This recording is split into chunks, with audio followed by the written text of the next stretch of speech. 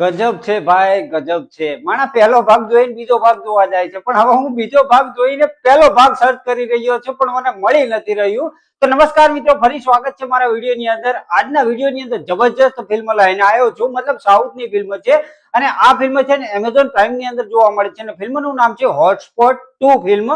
જેની અંદર શું હોય છે કે એક ડિરેક્ટર હોય છે, એને એક છોકરી સ્ટોરી કહેવા આવે છે. એમાં 3 સ્ટોરી જણાવે છે ને એક સ્ટોરી હોય છે ને ખુદની હોય છે, મતલબ 4 સ્ટોરી આની અંદર જોવા મળે છે. બાકી આ ફિલ્મ છે ને દરેક એક વખત જરૂર જોવી જોઈએ.